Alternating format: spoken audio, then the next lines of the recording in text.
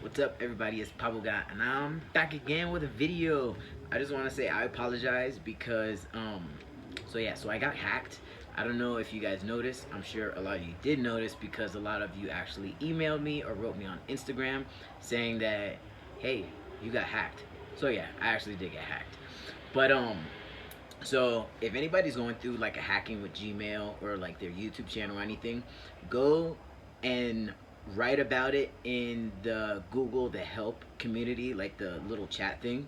So there are people there that they'll give you like advice on what you need to do, blah blah blah. But they can actually escalate it to Google, and Google actually reach out to you, and they will help you. Which shout out to Dee, like thank you so much. That was awesome. You helped me. Like I'm so happy I got my YouTube channel back. I got my Gmail back. Everything is awesome. So thanks Google. You're awesome. All right, now for today's video. Today's video is actually going to be a two-part video, and we're actually going to talk about the effects of not staying on testosterone and detransitioning, because I was actually off of testosterone for about 3 months now, and it sucks. So I feel like my body is detransitioning, and it's trying to, but because I did have a hysterectomy already, it's kind of battling itself with.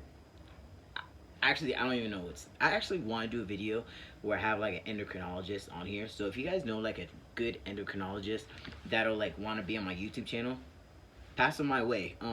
Email me at pabuga@gmail.com. Okay, and I definitely love to do that video. So today's video is going to be about detransitioning, and detransitioning, what that is so I was born female, and now I'm male. But if I wanted to go back to a female, that would be me transitioning, detransitioning. Excuse me. I don't know why I say transition, but yeah. So that would be me detransitioning. So the first part is going to talk about how my body is trying to detransition, as well as an introduction is that I really want to introduce you guys to this person I met on Instagram, and this person actually detransitioned, and that is what this video is going to be about. But part two, they will be on the video with me, and if you guys have any questions that you want to ask somebody that has gone through the detransition process, write it in the comment section. Like, write it down if you want to know anything about detransitioning, what's going to happen, whatnot. And if you want to have somebody that detransition, write it in the comments, or you can also email me at pabuga@gmail.com, or actually you can write me on Instagram, and my Instagram is pabuga1. Don't forget the one, because I am the one.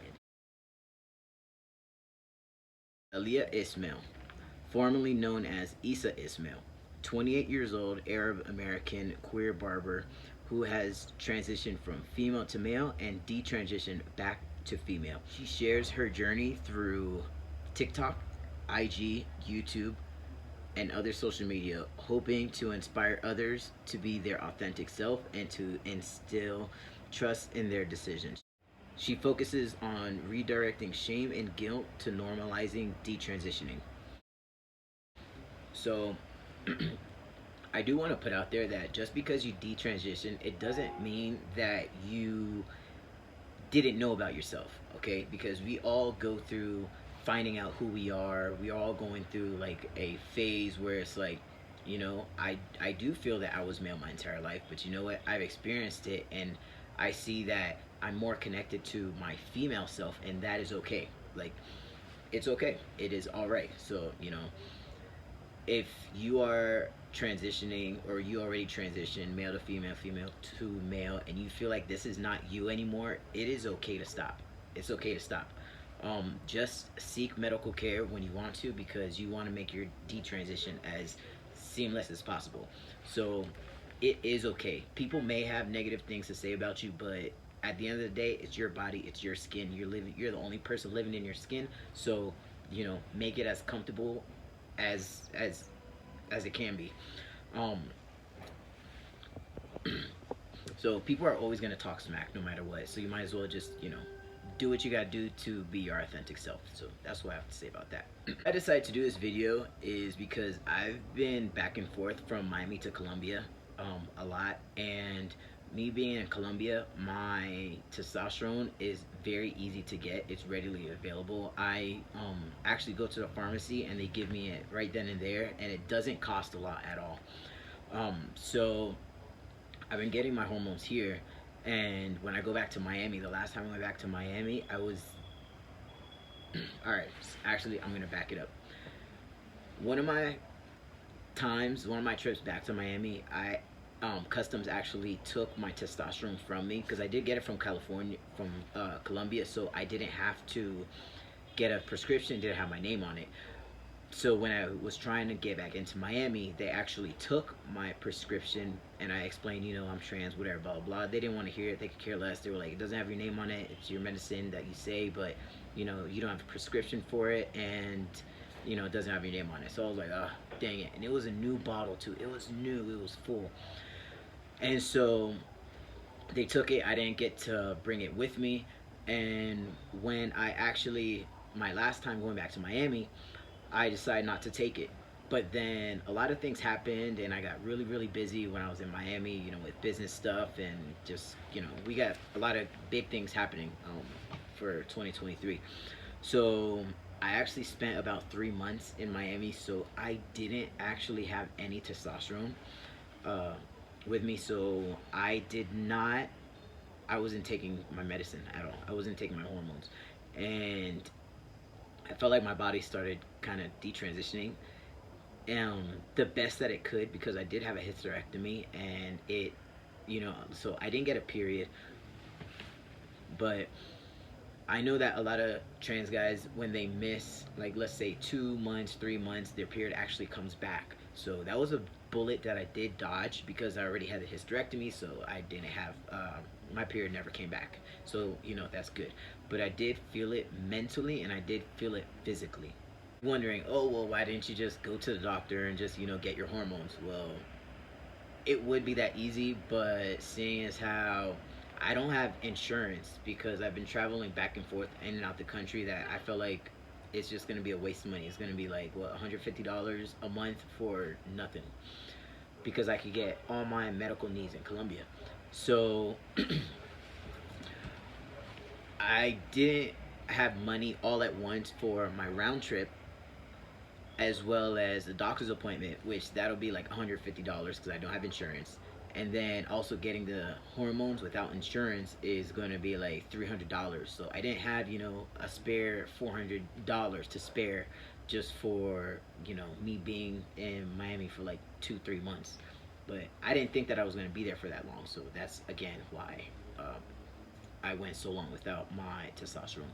I also felt like, me being in Miami, that I would rather put all my money into my business and getting new underwear and stocked for the season than me having my hormones. I'm just like, oh, I could just dug it out for a little bit. It's only like 1 month, one more month left, one more month left. So that's what I decided to do. But it kind of sucked because my body was going through so many changes. Some of the changes that I did notice that I was having is that I felt like I was having hot flashes a lot. I felt like I was getting depressed easy, and I haven't been like super depressed in like years, but all of a sudden, it's just like I'm rethinking everything. I'm like not sure about myself. I feel like I don't know nothing. Like I'm not really in control of my life. That's how I felt. Um, I was also, I couldn't sleep. Usually I don't sleep very well, but I was sleeping maybe like 2 hours, like 3 hours the most. And when I did sleep, I couldn't sleep in my bed. I would just fall asleep on the couch and then try and go to the bed. But then once I got in the bed, I couldn't sleep anymore, so I would go back to the couch and then I would sleep. It was just like I had such a hard time sleeping that I had to trick myself that I wasn't in the bed by just sleeping on the couch and then like sneaking in the room, and then it was terrible. Um, I also was very, very unmotivated. I was super lazy. I felt like I didn't feel like myself. I felt like I didn't want to do anything. I didn't want to be around anybody, and I I maybe seen about like 3 people the entire time that I was in Miami, and I was there for 3 months. I only literally seen like 3 people that I know.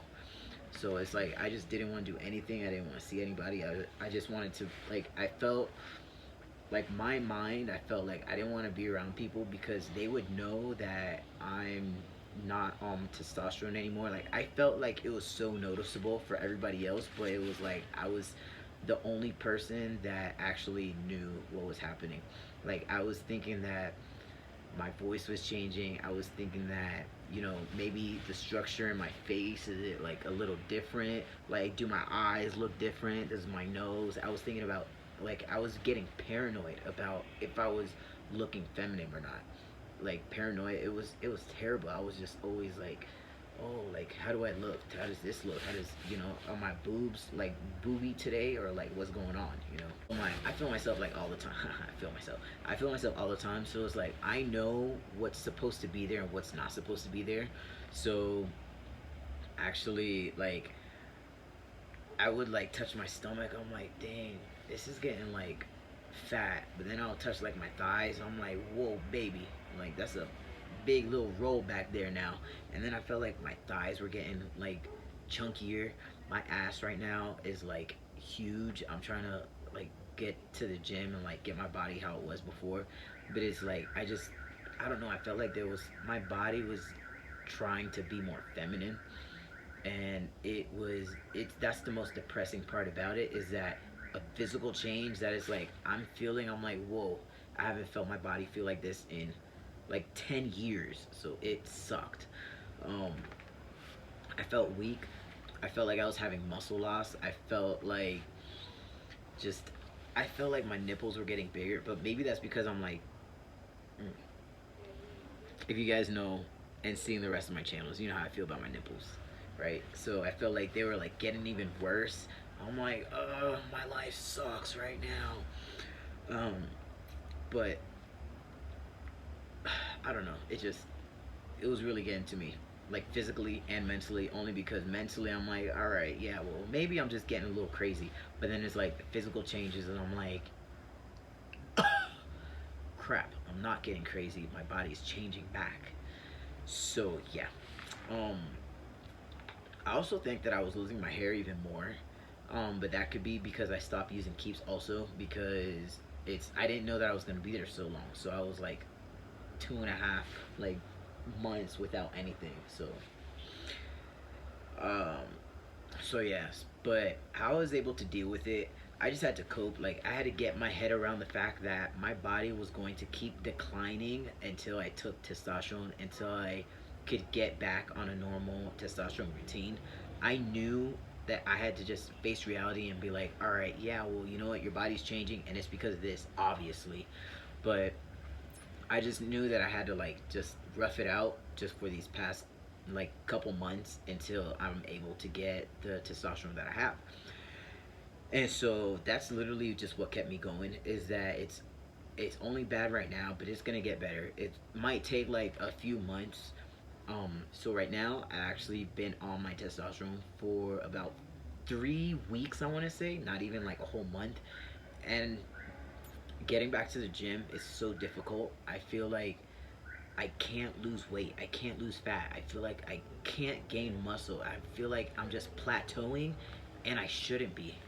Um, like I think that because I'm down, that I should be like going up really quickly, because you know it's been like so much time. But now I'm like on my testosterone. I feel like I'm just staying at the place that I'm at. I feel a little stronger than my first time at the gym, this time around, but I feel like just nothing is progressing. um, I just keep thinking, you know, oh well, you know, you are getting strength back because you know you're able to lift more, but it's just the fact that it sucks starting back from zero. It sucks, and feeling that I don't feel progress is like even a setback. Like there's some days where I'm just gonna be like, I don't even care anymore. Like just let my body do whatever. But like I come from a family where a lot of people in my family, they're large, um, and they are not the healthiest of weights. So I know my body can be obese. I have many obese people in my family, many, and I feel like I can. Like I work so hard, so I can, you know, have a nice body, so I can feel the way so I can feel happy how I want to. But it's like, it don't, my fear is like, I really don't want to let myself go. And so that's kind of in the back of my head to keep me going.